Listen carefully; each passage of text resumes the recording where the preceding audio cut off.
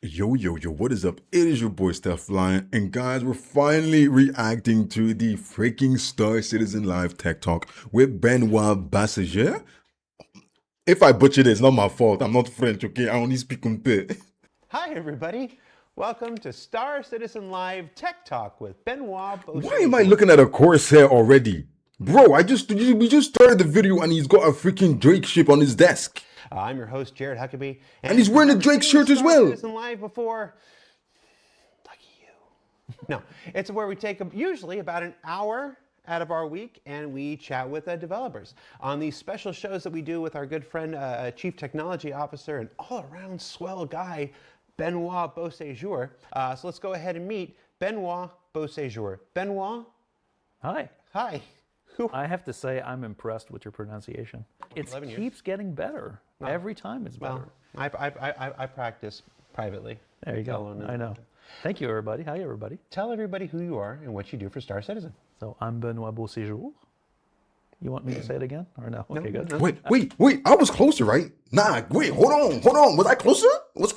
I am the Chief Technology Officer at CIG. So I guess the best way to describe it is if it has a computer chip in it, I'm kind of involved in a way. So I run the engineering teams, Star Engine Group, and I meddle with all areas of the game. Oh, damn. So he's like in charge of Yes, everything. forward. Wait, have I seen this guy before? 1.0 or I don't remember his Meddle's face. a good word. We are going to cover a variety of topics. So these topics have all been discussed ahead of time. We worked out. Benoit, as involved as he is with so many aspects of the game, still needs to be afforded the opportunity to check in with other directors and get updates on what they're doing and everything, so that we can provide you the most up-to-date and accurate information. So this will be a show that's less about taking questions from the chat or from the community, and more about just a very candid conversation about the current state of the game, the development, where we've been, where we are, where we're going. So there's a more of just like an information dump where they're just gonna tell us what's going on. I like that, I like that because sometimes we have questions that don't necessarily need to be answered right away. So having them just say, hey, this is what we need to tell you, this is what you need to know for now. I feel like it's a good way of doing it, and not all the time, but once in a while, I think that's a decent plan. At this point, into sort of three things, I'd switch teams for Benoit. Hey, yo, pause. Who said that? Oh, that wasn't in chat. I was just talking myself. No, that wasn't chat. Send a DM after the show. That's not appropriate. So we're going to start the show with updates to existing endeavors. So this is the third one of these we've done. We've talked about a couple of things. So I'm going to update on a few of these topics that we've been covering through this before the second section where we get into some new things that we haven't discussed. Cool. So let's start with the biggest one, which is server meshing. Yeah. We're now right. a year on. We talked about it ad nauseum leading up to this thing. Yeah. It's now been out a year. This is probably the last time we're going to talk about it for a while again until Dynamic comes, and we're not going to put any dates on that. So let's put the story of server meshing, let's put a button on the story of server meshing. Sure. And I'll break it down into 4 sections. How's it gone? How's this last year been? Well, so like if I recap, like almost same date last year, Almost, yeah. was when we actually launched 4.0, and server I was meshing there. actually went I into was live there. environment. And so, yeah, it's kind of the 1-year anniversary of the tech being available for all players. It's been surprisingly solid. I like to say that this way because it's a very large. Okay, surprisingly solid, I feel like is actually a very good way to put it because it's not perfect, but is it working at a level where people didn't expect it to? I believe so. Because what I heard from it, people were like, this is not going to work and this, but it came in. And for me so far, I feel like it's working pretty seamlessly. There are some overlapping issues, but it's surprisingly, yeah, it is working well.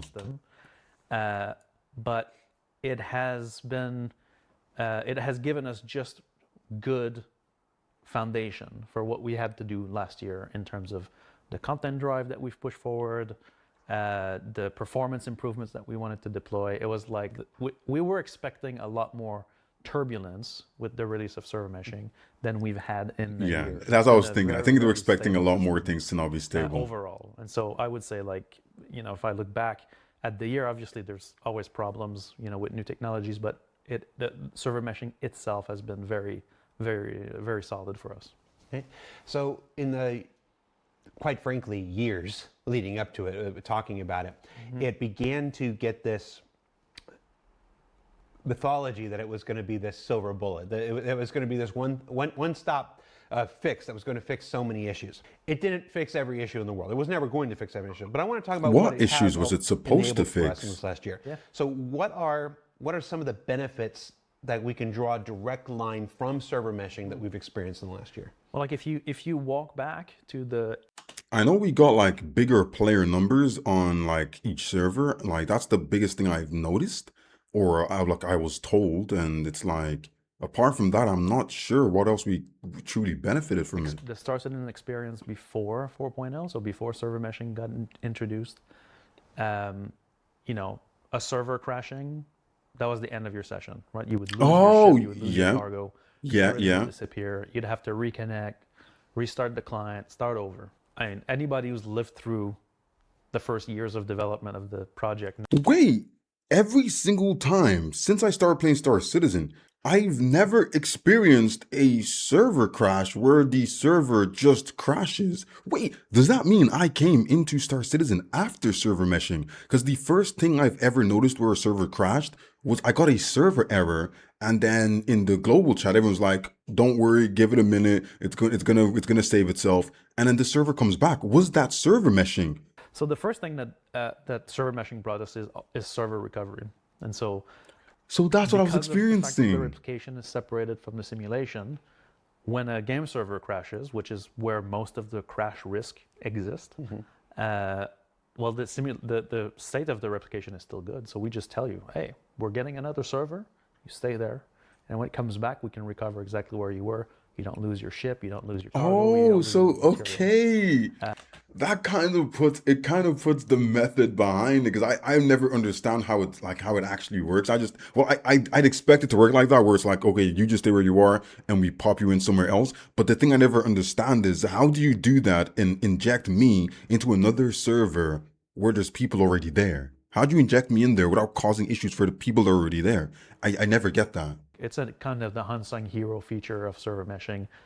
It helps with engagement, playing longer sessions, finishing missions. Yeah, I do So like it. for me, that's like one of the big pluses that was brought in with server meshing. 100%. Nah, it just makes it like top- if I came into Star Citizen and every time a server crashed, I was kicked, I probably wouldn't still be here. Like honestly, like hand on heart, I probably won't still be here, because that's some of my plays that I'm playing for 4 or 5 hours and then I crash and then I lose everything I just worked for. If it's not bolted down somewhere in like a station or something, it's gone. Yeah, I probably wouldn't have been here. So the fact that I came in after that might have been a deciding factor for me enjoying the game the way I have. It's really cool, because it's like these are the little things where it's like Star Citizen has a level where you can come in and enjoy this, and this is the best game you've ever played. But there's certain aspects that's very different for everyone. There's certain aspects that's like, this is my red line. Like this is the line that you can't go beyond. If this happens multiple times, I'm gone. I'm checked out. And it's really hard to get that fine balance. But I think we're at a point now in Star Citizen where a lot of this is my final strike, those kind of moments, I feel like all the things that cause those are starting to become a lot less. So now there's like less of those things, like someone to come in and be like, you know what, this will be my last strike. Those things are kind of edging out of the game, which is really nice. For that, and we did have some crash isolation, to be clear, in 324 and before, right? But what server meshing really brings also on top of that is crash isolation. So if a server is in charge of the Crusader area and he's the one running into issues, then only that area is affected. And so the player who's, bounty hunting in Pyro or something like that, he's completely safe from. Wait, I never thought of that. I know, okay. So are you telling me that if I'm having a crash in Crusader, it's not the whole of Star Citizen having a crash on that server? It's only the people in Crusader. Ah. So just because you're having a server error where you are doesn't mean everyone else isn't getting to play. They're continuously playing, and only this. Okay. So each server holds its own like planet system. Ah, okay. And that just, the perceived stability has increased a lot based on that. On top of all the work No, we've done that's to prevent actually servers pretty from cool. crashing in the first place. But I just never this I never whole- knew I just didn't think about how intricate it could have been. If you're in somewhere and you're crashing, doesn't mean anyone else has crashed. And it's just okay, right? That's new information Whole to me. setup has made the game a lot more stable in that sense. So that's just the kind of meat and potatoes of what meshing has brought us. But the key bit it brought us also is much larger player counts. Yeah, see, that's what And I so knew we used about. to be Yeah. limited to 100 players per server, which had the whole universe to simulate. Now we've got a series of servers simulating the universe. And so we oscillate between caps of 600, 700, 800. We're still experimenting going higher with this, depending on multiple factors. That cap changes for the moment. Nah, imagine you're, bro, when we go 1.0, imagine you're on a server with like 2,000 players. It would be hectic. Just the fact of having more players in the same shard means you can have an event where 200 Yeah, people show up at one exactly. area. Yeah, exactly. Surprisingly enough, we've also discovered things through this that sometimes game servers actually perform better With with more more people? players in one area than one server simulating the whole universe would, because he has Oh, less entities streamed in, and now it's all about updating the components in that area. So we've seen certain events, because players always find a way to, you know, do some crazy organize things. something that should be a problem. But there was a 400 player party in one of the bars on New Babbage, and we looked at the server performance through that, and it was actually very, very decent. And so we expected the full meltdown, but it was. Well, I guess if you think about it in the sense of if everyone is in the same area, it's, yeah, like, as you said, it's only going to be streaming the entities in that area. It doesn't have to stream everything else. Most of that server load is going to be working to keep that area updated. It's going to take all the other resources away from everything else that's blank. I think there'll be more bugs would happen, like more player encountering bugs where like, oh, you hit into someone, they go flying through the mesh or something. I think more of those things would happen, but the server performance would be at a higher peak, in my opinion. Was actually good. And so that enables that experience, right? Obviously, there's a million other problems to solve for this to be a really good experience, but from a server meshing point of view, that was a big win. You've got a 500 player meetup coming. I just saw some. I know, it's like that becomes a kind of common 500 thing, and we love it because that's exactly what the tech is meant to enable. And then obviously the two other things that meshing has brought us this year is two new solar systems. Yep. And so for years we had been stuck in Stanton, expanding the Stanton system, more POIs, more planets, more things, and now suddenly we were able to branch into Pyro, which was everybody at CIG was really looking forward to that. It was Yeah, but I'm like, they're really looking forward to it. But look, some people will not agree with me, but I feel like Stanton is still a little bit empty. I feel like there's still a lot more to do in Stanton and make more POIs and actually interesting places to go, because some of these places are just standalone, like little base stations that have nothing in it. There's nothing to do there. There's no loot to be had. There's no exploring to be done. So I feel like, yeah, we did get Nyx and Pyro, which is huge. But it's like, why are we scared of going all in and making Stanton up to par with like having everything players would want to see, in the Stanton system? Because some moons are just empty. Some moons have like 7 or 8 points of interest that you can go to and you can quantum to, and then the rest of it is just empty space, and you only go there if you're gonna go mining or something. I would like to see a few more things and a few more sandbox activities in Stanton, because Pyro, Nyx, they have so much potential. But if we don't have a base system that's got kind of fleshed out, it feels like, why are we rushing? like it was internal tension at when are we going to launch this thing? I've been working on this for a long time. And so that was really a relief to be able to get players to cross the jump gate. So the jump gate Is really cool. Nah, it is a really nice piece of tech. Systems in 1 year. Definitely Being able is. to add, Pyro in January. The tech preview was December the year before, but it went live in January, and then Nyx goes live in November, Yes. same year. It's Very ambitious, very freaking ambitious. And from how they're working, they kind of did a decent job, right? They kind of decent job. Pyro was a little bit nutty when it started and when it came out, but they've kind of edged that out. It's pretty, for what it's meant for right now, it's doing really well. And Nyx, they have a lot to do in Nyx, but it's stable enough. So very ambitious to get 2 huge systems out. And I'm pretty sure Pyro's way bigger than freaking Stanton, and so is Nyx, right? So that's craziness to me. That is a lot of huge pieces of tech that they handled well. So I'll give it to them. I'll give them that. the most common question. We've been doing this for a long time now. Here, forget other places. We've been doing it just here for a long time. And one of the most common persistent questions is about the pace of development, and people have been waiting very long for certain things, justifiably so. Yeah. And we've always maintained that its development kind of works on it builds. Yeah. It builds and it builds, and you get more efficient after you build the tools, after you build the foundations, stuff like this. It gets more efficient. You can do more later on. This Yeah, no, year, definitely. because of server meshing, we were able to kick out 2-star systems, and we're still expanding on NICs. Every patch this year will expand NICs even more. Okay, nice. That's good. It's the one in March is looking to expand a bunch of the service stations, and our first big content drop, which I'll go ahead and say right now is supposed to be Rock Cracker. If you're watching, Okay, right, raw cracker. Okay, okay. I perfect, perfect. Because my whole gripe with Knicks is I felt like it was rushed because it was so empty. And I know you guys were telling me that hey, some systems came in with barely anything in and they build upon it. But it's like we had Pyro.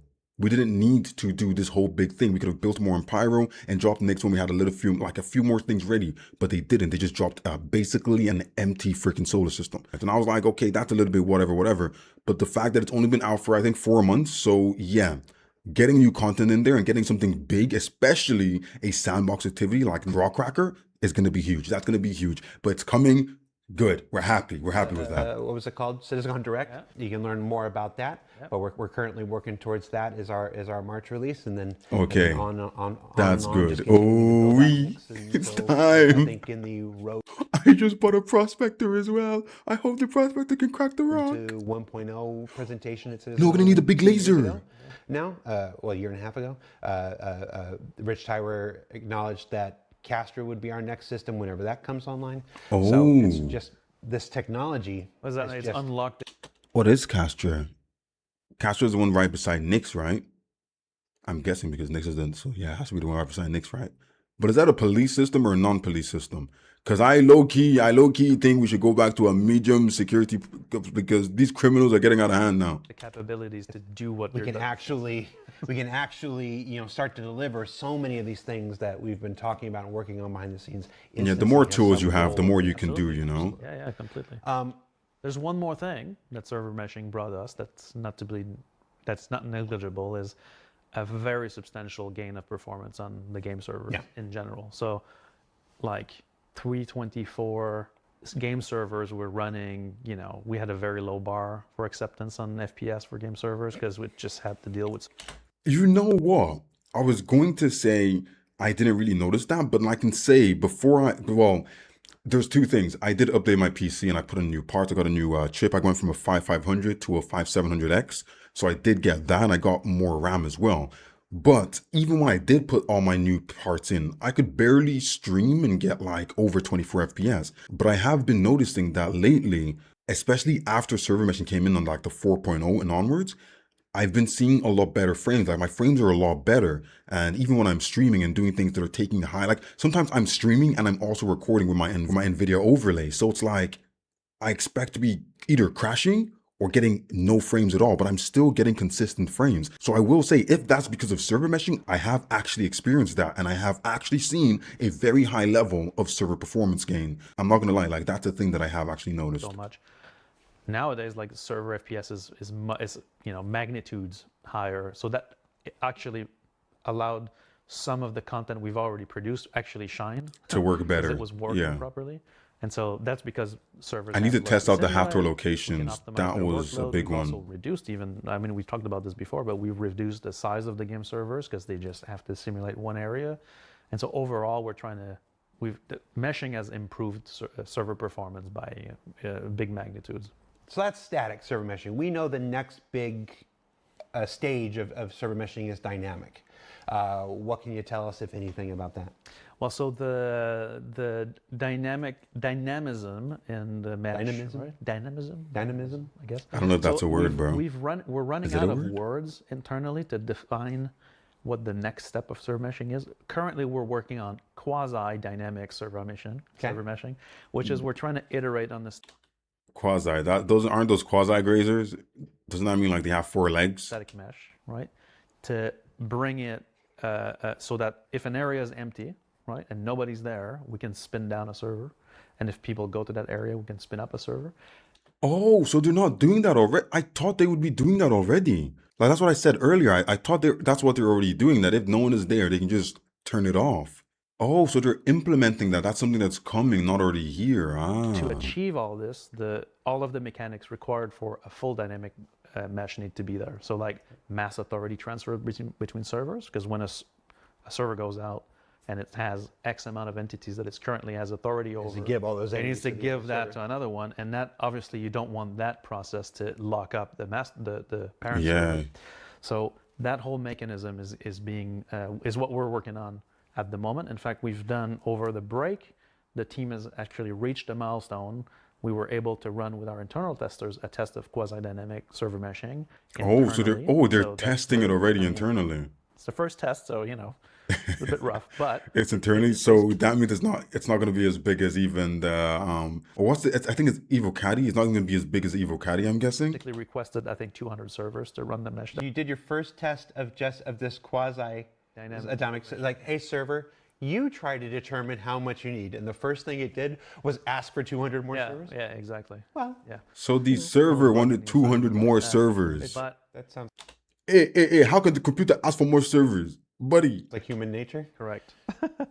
So that's what we're working on right now. That's the next step towards the full dynamic mesh, right?